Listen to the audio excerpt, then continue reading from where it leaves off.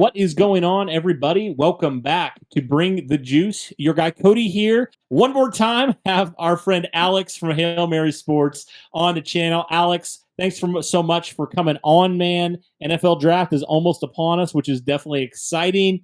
And Alex, we get to talk about, I know we talked beforehand, probably your favorite position of the draft, if not one of them. Maybe your favorite. I'm not entirely sure, but it definitely seems like it. The cornerback room. Yep. There's a lot of guys here, Alex, in the cornerback room. And hey, it just so happens Indianapolis Colts need a corner in this draft. And so with that, really excited to jump in, man. But before we do that, guys, just want to let you know that this episode is brought to you by Prize Picks. Go to prizepicks.com and use the code BTJ for $100 off deposit match. All right, let's get into it, Alex. So talking about this corner class, so many guys here. Obviously, we know Indianapolis, some of their picks. Pick 15 is their first pick in this draft, and pick 46 and pick 82 on the first 2 days of this draft. So, man, talk to me about this corner class, because I've said enough. I want to hear your thoughts on the corner class here. I think it's the best corner class we might have seen.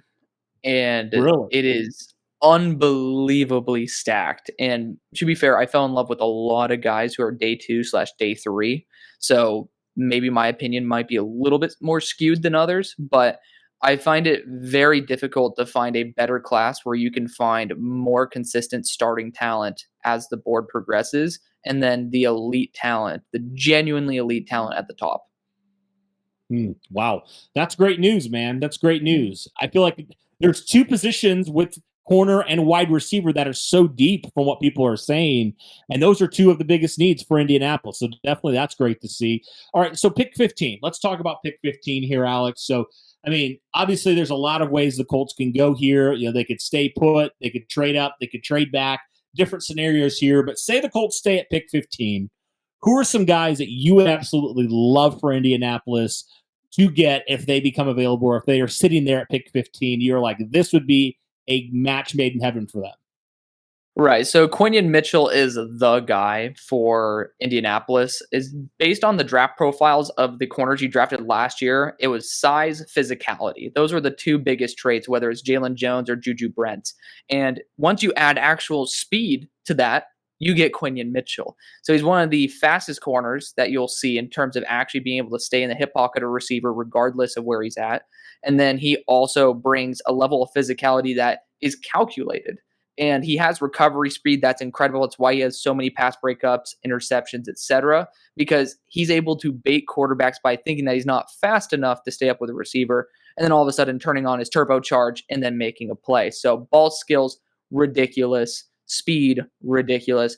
Physicality, ridiculous. At a 6 foot, 200-pound frame, that is ridiculous. So that's the dream guy right there. But Terrion Arnold, to me, is the most jaw-dropping corner in this class.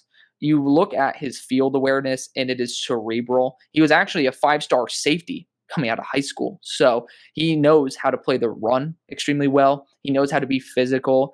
And when he ends up making mistakes, he's the guy who usually ends up cleaning up his own mistakes, whether that's tackling the receiver immediately or at least being able to push them back towards other defenders. So I love a guy who's able to ensure that he ends up not really screwing over his team. Again, you hear him talk in these interviews. It is unbelievable. He looks like a CEO. He sounds like a CEO when he's talking. Unbelievably smart. I have a high doubt that either of these corners are going to be there, but in mocks, they're consistently falling around this range. So for the sake of the video, I'm going to be able to just talk about my draft crushes. Terrion Arnold, he's special, but I think the better fit would be Quinion Mitchell. Gotcha.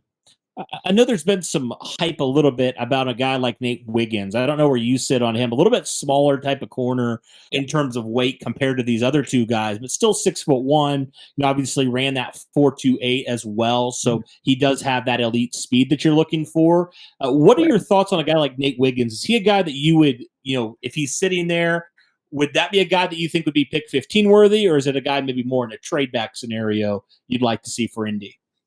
See, the thing about Nate that's so interesting is like it's a double-edged sword. I think he's one of the best coverage corners in the draft. Like, he is very smart, probably second in, I mean, looking at my overall grades right now, I think he is second, no, he's third in terms of overall zone grade, which based on that, I usually look at his instincts, etc. So I think that Nate is cerebral and he's super balanced as well. He's a great man coverage corner as well. He knows how to use physicality for his size, and he also, similar to Quinion, knows how to bait the quarterback.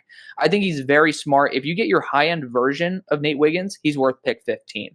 But you do lack the size, 182 pounds at his pro day, not where he tested his 4.2 speed. But we'll just pretend like they will do the same. So 6'1", 182. That's a solid enough for him to play on the boundary because you don't really need to play him in the slot. There's no reason to do that. But I don't really feel like it matches the physical profile that you're looking for in terms of the corner core that you've built. But very smart player, very well balanced, very athletic. I think that he's so smart that he almost gets cocky. There were quite a few reps where I saw him be able to defend a route perfectly, anticipates it like in high-end NFL corner.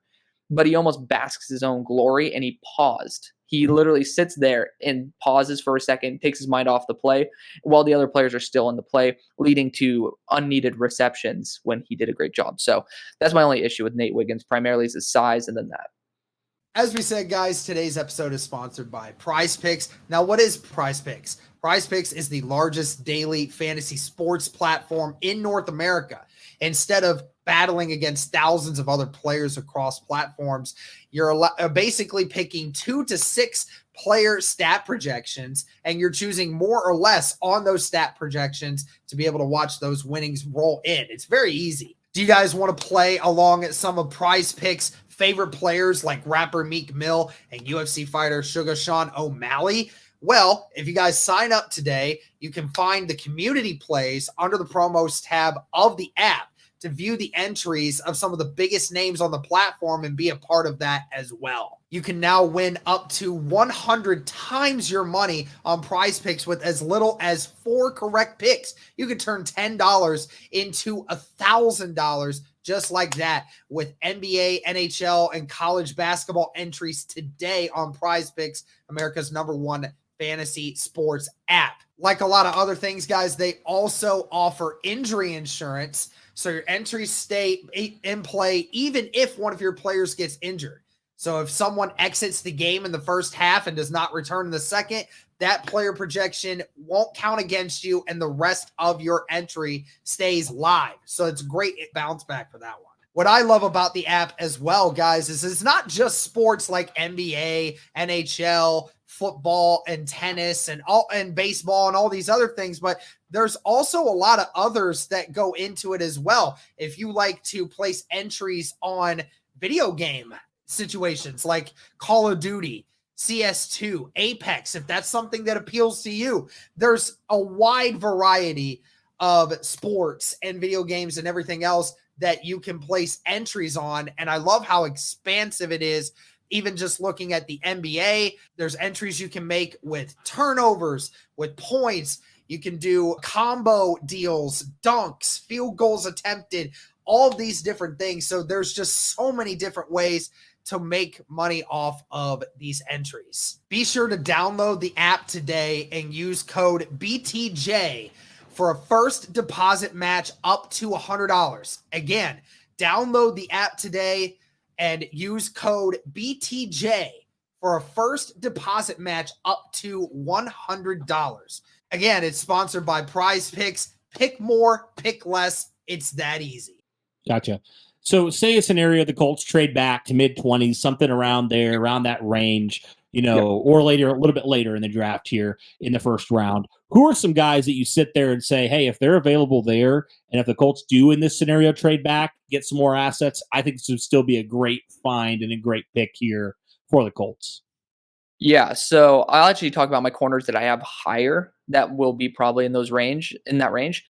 Cooper DeJean, we actually talked about this. Safety technically is also a position that is a relatively large factor. You can't miss with Cooper DeJean because either he's going to be a physical corner that you're going to love, or else he's going to be an elite safety that you're going to love. That's the can't miss prospect. Maybe that's someone you could throw in at pick 15, but after a leg fracture, not really seeming like he's going to be the energy guy in the locker room, maybe over some of these other great corners that bring that juice. Got it. Hey, name plug right there.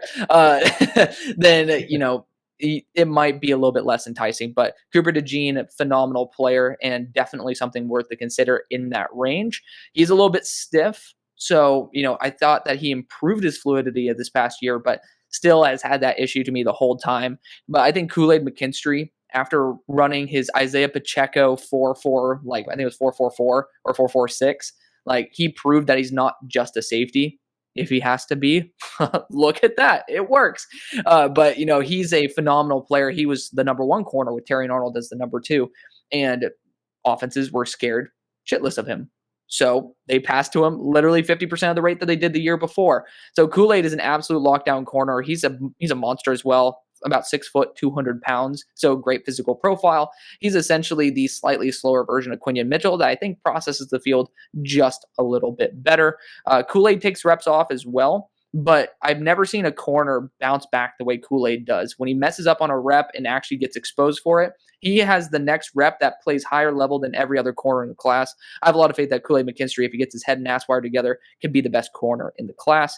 One other name that I will throw in there, he's not necessarily going to be great for the Colts necessarily unless he adds a little bit more weight, but the physicality for his size is very similar to Nate Wiggins. It's Ennis Rakestraw Jr. out of Missouri. That's a late first guy. He ended up retesting at his pro day in the 4.4s, tested out a little bit lower at the combine, but he said he was injured. I didn't see a corner be more consistent versus high-level talent over the entire year. Ladd McConkey, Brian Thomas Jr., Malik Neighbors. He performed well against all of those players. In fact, his best graded game was versus Brian Thomas Jr. and Malik Neighbors, best coverage grade. So that shows something about him. Extremely fluid, one of the best man coverage corners in the class. Awesome. Well, let's move on to day 2 because, like I mentioned, the Colts have 2 picks in day number 2, pick 46 and pick 82 as it currently stands. And we've talked about how deep this corner class is. So say Indianapolis elects to go a different position. They go wide receiver. They go edge rusher. They do something different. Who are some corners that you think in that rounds 2 or 3 where Indy is, or somewhere in between that, if Indy does trade up or trade down or does something like that? Who are some guys you think would be worth Indianapolis taking a look at and strongly considering for their corner room? There are a billion names I could mention here, but I'll start out with Renardo Green, Florida State corner. This guy has probably the second, if not maybe third highest instinct grade for me. He is ridiculously smart, and he can process the field better than most elite anybody. 6 foot, 186, just about 4.5 to just sub 4.5 on the 40. So he's athletic. He's also very good in press as well. There's rumors that he could be a late first round pick, but again, there's so many of those guys who could be late first round picks. One of them bound to get there in the second, and Renardo Green's fantastic. Again, he's actually really good in man coverage, and he sometimes gets a little bit cocky in zone. So I think that his instincts can get a little ahead of him, but very well balanced. Also can play run support really well. He's one of those guys who I actually have graded equally, actually slightly above Nate Wiggins, but that's because there's a little bit more well-roundedness to his game, and I think it fits a little bit more of the physical profile that y'all will be looking for. Another name that on probably round 3, maybe he could even slip to round 4, that I absolutely adore is Kalen Carson. 6 foot, 200 pounds, knows how to be physical. He ended up getting beaten by Keon Coleman a couple times, but he ended up actually having a really damn solid game. I like to watch all these players' worst games to understand their biggest weaknesses.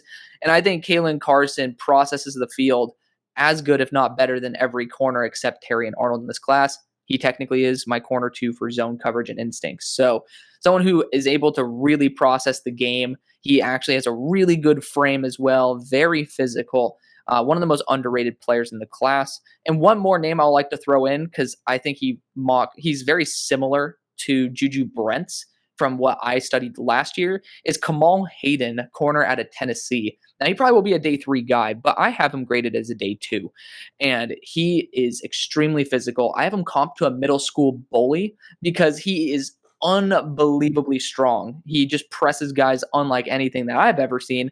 And he's actually extremely experienced and fluid in zone coverage. So that's great because he actually knows how to process the field. So I think I could work a little bit more with pressability and developing man coverage skills than the other. I think he's just a little bit stiff, but I think that works actually quite well with the corner core that you do have.